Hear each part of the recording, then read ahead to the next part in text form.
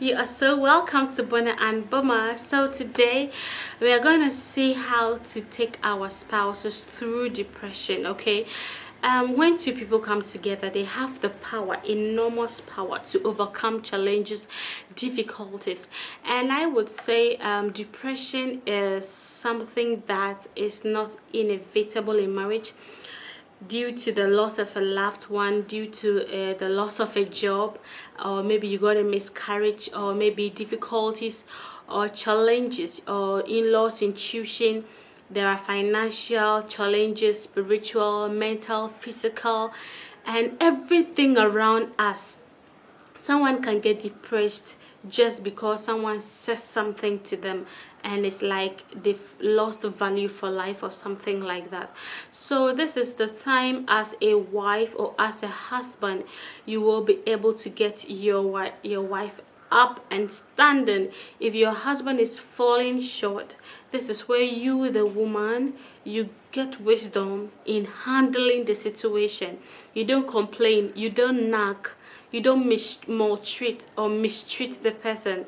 You really have to be patient and be sympathetic and empathetic towards the person. Okay, so I want to take us to like some steps in how to see your spouse through depression. First and foremost is to educate yourself. Once you see your husband doesn't want to eat, once you see your wife do not want to eat, your wife is not looking good, she's always sad, she says sentences, she doesn't end them, or she starts to get agitated, she starts to get angry, and you know there was a situation before that, the symptoms are starting to come, know that this person is depressed. So what do you need to do? Educate yourself about the symptoms, the signs and symptoms of depression, the treatment, counseling, like anything you need to know about depression. Educate yourself on it. You owe it to the person, you owe it to your spouse to know what is wrong with them, to research, to educate yourself about the conditions that they are facing, so that you will be able to help them through it. The second thing I want to talk about is encourage your partner to seek professional help. It's not always easy going to see a therapist or going to see a counselor, who can help you. But I tell you, you need it. For instance, in cheating, a cheating partner or a cheating spouse should be able to go and see a therapist to help him or her through. Postpartum depression, of course, you will need a clinical psychologist to see you through, to give you healthy therapies to be able to overcome it. For instance, grieving is an example of a situation that sometimes gets out of hand, and the person even sometimes wants to kill him or herself. So maybe your spouse lost a loved one or a family. This is the time you will encourage them to go and seek professional help. You might not be all the help they need. No, you might not be all the help they need, but you can counsel them to go and seek for professional help. Then we also have, you work as a team. Marriage is a team, and then we have good and then bad. So both of you will come together and work as a team. Know how to encourage your spouse to work with you. Know how to influence your spouse to work with you. If you don't work together, you're not going to achieve an aim. The depression is really going to get a toll on your spouse, and guess what, it will really affect you. So both of you should work as a team. It's not easy working with a depressed person. Through my counseling, I've met a depressed spouse, and it pulls down the undepressed one another, and both of them become one, and the marriage is a wreck. So in order for it not to affect you, make sure you work as a team.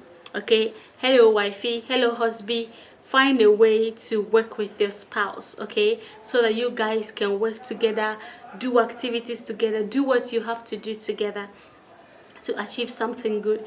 And the fourth thing I want to talk about is practice self-care. Maintain your own health and well-being. So for you not to be depressed as well, you also need to take care of yourself. take care of your personal health, take care of your personal life and your personal things, okay? You have to take care of yourself to be healthy enough to take care of your spouse. Being depressed, some people will not even bath, they won't brush their teeth, they have unkempt hair, especially with the women. They don't look good. The men might seek into my sort to drinking, my sort to going out and coming back home late. My sister, take care of yourself, eat well, okay, and look good to be able to help your husband. And the husbands too should be able to look after themselves well, take care of themselves well, in order to have the strength and the power to take care of their spouse. And when there's about to be an air crash and the oxygen masks are being brought out, a mother is supposed to inhale the oxygen, take care of herself before she passes it to the children. So she will have to take care of herself, make sure that she has the strength enough to take care of herself. Then she is then able to take care of the children. The next thing I want to talk is, don't take it personally. For instance, you had a cheating husband, okay, and now your husband is, you know, kind of depressed about it and all that. Please don't take it personally. It's not about you. It's not about you. The person is depressed. It's not about you. You did this, or the person went to do that, so you think it's your fault. No. It is not your fault. Depression can set in at any time. Postpartum depression, for instance, you, a husband, shouldn't blame yourself that it's because of me, I got her pregnant, she went to give birth, and now no. Never blame it upon yourself that it is your fault that your spouse is going through depression. Just be there for them, okay? It is never your fault. If you think it is your fault, you blame yourself, and at the end of the day, you're not able to do your job in seeing your spouse through depression, okay? So depression can set in at any time, so don't be at fault, or don't think you are at fault. And I also want to talk about having a routine. That's the last thing I want to talk about. Routine helps you to get away, or to heal from depression. What are your routines as a couple? What are your routines as a wife? What are your routines as a husband?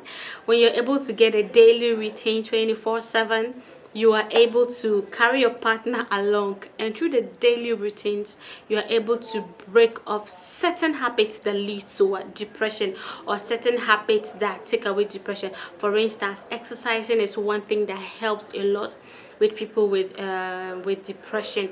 Then eating healthy. You have a routine that we are eating non-carbs or non-fats and oil. We're only eating veggies, we're eating fruits, we are detoxing. What are your routines in meal preparation, in exercise, spiritual health? Some people, they meditate, some people wake up in the morning, they have routines that they do, self-care, body care, whatever care, okay? So having a routine helps to fight depression. It doesn't leave a room for depression to thrive, okay? So you having a routine helps you to fight depression.